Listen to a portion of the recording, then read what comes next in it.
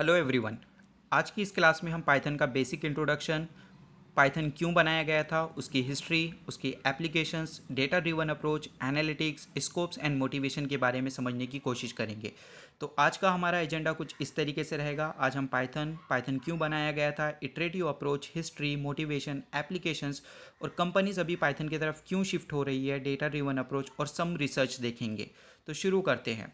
सबसे पहले हम देखेंगे कि पाइथन पाइथन का एक बेसिक इंट्रोडक्शन देखेंगे, जिसमें हम देख रहे हैं कि पाइथन एक जनरल पर्पस प्रोग्रामिंग लैंग्वेज है जिसका यूज़ आप मल्टीपर्पज़ के लिए कर सकते हो। जनरल पर्पज़ का मतलब होता है कि आप किसी प्रोग्रामिंग को मल्टीपर्पज़ के लिए यूज़ कर सकते हो।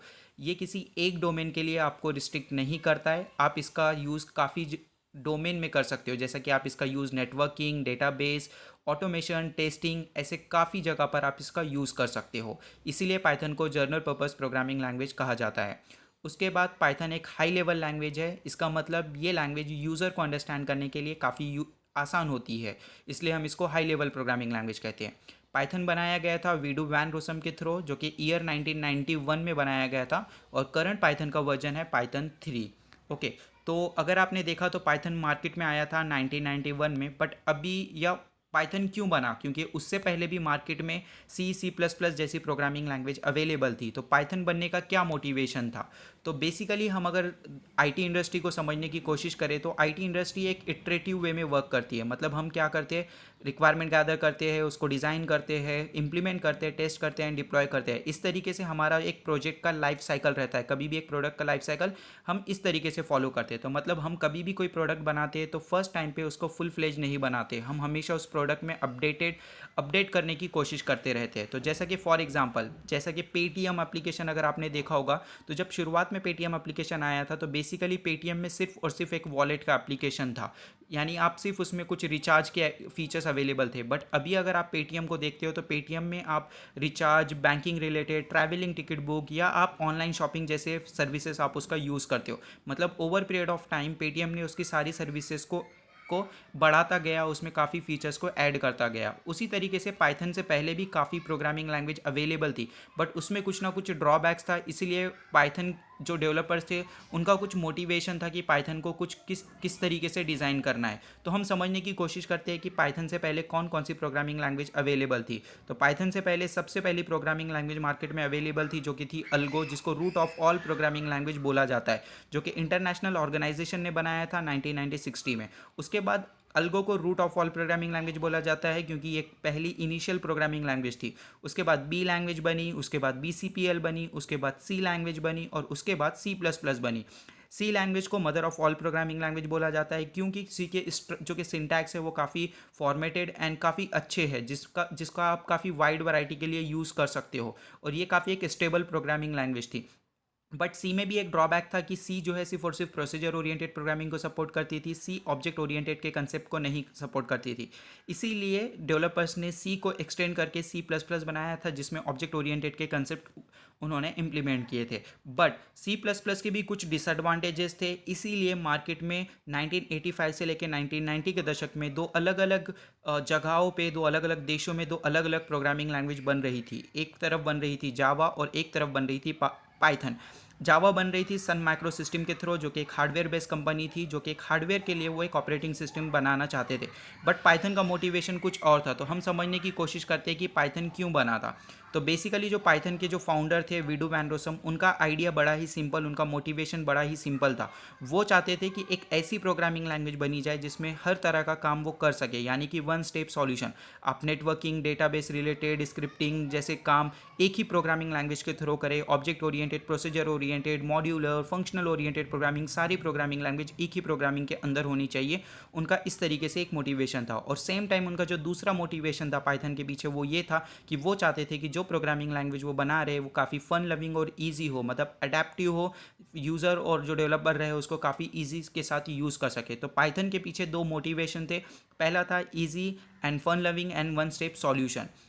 तो पाइथन ईयर 1991 में मार्केट में आया था और उसके बाद 1994 में ऑफिशियल वर्जन, उसका वर्जन 1 रिलीज़ हुआ था। तो पाइथन के एप्लीकेशंस क्या है? पाइथन आप वेब डेवलपमेंट में यूज़ कर सकते हो, डेस्कटॉप बेस्ड एप्लीकेशन में यूज़ कर सकते हो, बिग डेटा में यूज़ कर सकते हो, एनिमेशन में यूज़ कर सकते हो, gaming, artificial intelligence, business intelligence, machine learning, deep learning, neural network, data science, robotics, इन सभी डोमेन में आप पाइथन का यूज़ कर सकते हो। आपके पास वाइड वैरायटी के फ्रेमवर्क्स अवेलेबल है जिनका यूज़ करके इन सारे डोमेन में आप पाइथन का यूटिलाइजेशन और यूज़ कर सकते हो, वो भी काफ़ी इफेक्टिव वे में।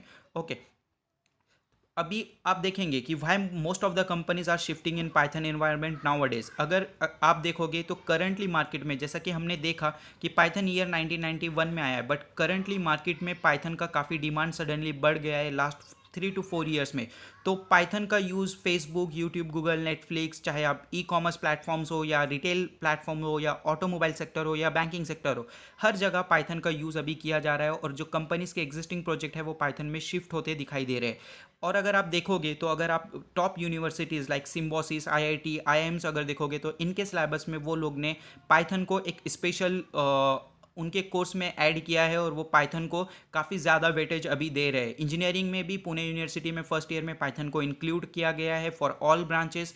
डिप्लोमा में भी एमएसबीटी यूनिवर्सिटी जो कि महाराष्ट्र की यूनिवर्सिटी है, वो लोग ने भी पाइथन को उनके डिप्लोमा के कोर्स में ऐड किया है। तो ऐसा क्यों हो रहा है कि पाइथन को सडनली इतना क्रेज अभी मिल रहा है? इसका मेन रीज़न ये है कि करंटली हम जो अभी इंडस्ट्री में काम कर रहे हैं, हमारी पूरी इंडस्ट्री एक डेटा ड्रिवन अप्रोच पे काम कर रही है।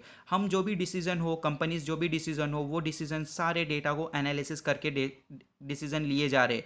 इसमें डेटा का काफ़ी मेन रोल हो रहा है। इस वजह से डेटा एनालिसिस के लिए जो अच्छी प्रोग्रामिंग लैंग्वेज है वो है पाइथन। अगर हम इस डायग्राम को समझने की कोशिश करें, अगर इस डायग्राम को अगर हम देखें तो अब तक अगर हम 100% जो डेटा हमने जनरेट किया है, अगर उसको अगर थोड़ा सा हम एनालिसिस करें तो ईयर 1990 से लेकर 2015 यानी कि 25 ईयर्स में हमने सिर्फ 10% डेटा जनरेट किया है, जो कि अब तक का डेटा जो अवेलेबल है मार्केट में। लेकिन लास्ट के 2016 से लेकर 2019 में हमने 90% डेटा जनरेट किया है। मतलब हम काफ़ी रैपिडली लास्ट 3 to 4 ईयर्स में डेटा जनरेट कर रहे हैं।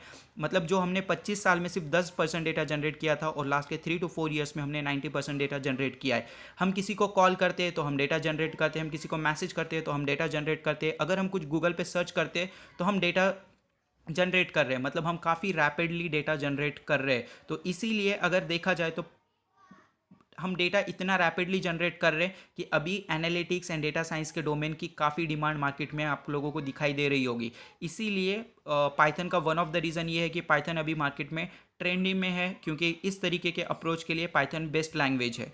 उसके बाद पाइथन का स्कोप अगर आप देखोगे तो पाइथन को आप हर जगह यूज़ कर सकते हो, हर डोमेन में आप इसका यूज़ कर सकते हो।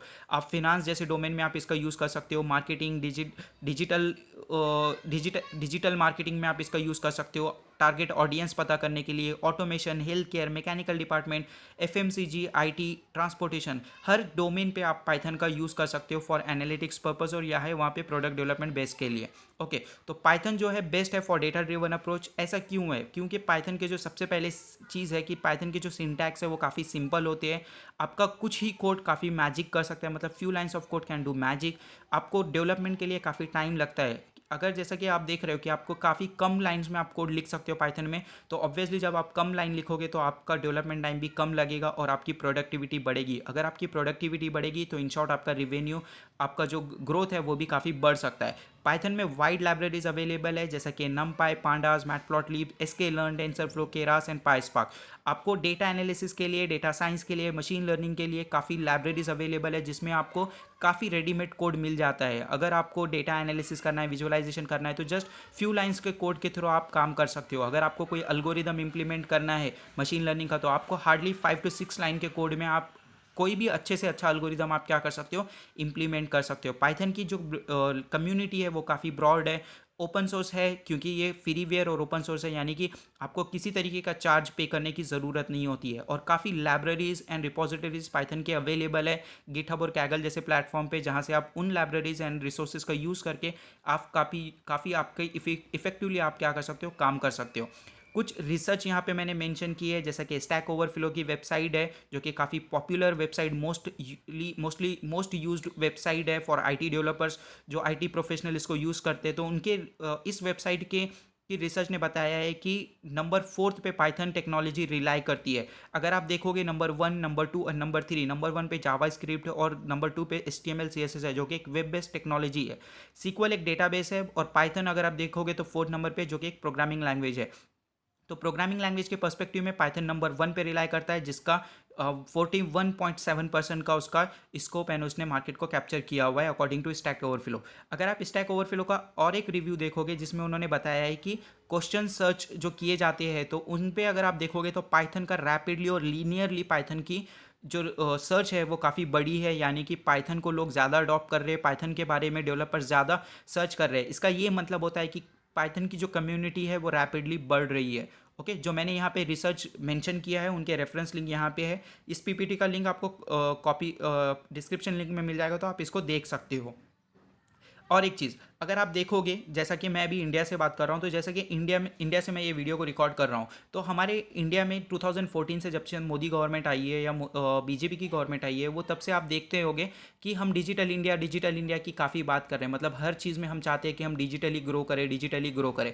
तो डिजिटली ग्रो करने का मतलब क्या है कि हम सारी चीज़ें अभी क्या कर रहे हैं, डिजिटल प्लेटफॉर्म की तरह यूज़ कर रहे हैं। आजकल हम देख रहे होंगे कि हम जो भी ट्रांजेक्शन है ऑनलाइन यूपीआई के थ्रू करते हैं, तो जिसका मतलब होता है कि हम ऑनलाइन ट्रांजेक्शन यानी कि डिजिटल वे में हम क्या कर रहे हैं, पेमेंट कर रहे हैं। उसी तरीके से डिजिटल हम क्या कर रहे हैं कि ऑनलाइन शॉपिंग पे रिलाय हो गए आजकल काफ़ी। उसके बाद अगर देखें तो ऑनलाइन लर्निंग पे भी हम काफ़ी रिलाय हो गए। तो मतलब जितना हम ऑनलाइन चीज़ों को देखेंगे उसका मतलब ये होता है कि उतना डिजिटली हम ग्रो कर रहे हैं। तो आने वाले समय में जितना हम डिजिटल ग्रो करेंगे उतना डेटा जनरेशन ज़्यादा होगा, उतना डेटा हम जनरेट करते रहेंगे, और जितना डेटा हम जनरेट करते रहेंगे उतना एनालिटिक्स को, बिजनेस एनालिटिक्स को, मशीन लर्निंग और डेटा साइंस के डोमेन को काफ़ी ग्रोथ मिलते रहेगी। तो आने वाले समय में भी डेटा एनालिटिक्स, डेटा साइंस और पाइथन ये काफ़ी ट्रेंडिंग रह सकते हैं, काफ़ी ट्रेंड में आपको दिखाई देंगे।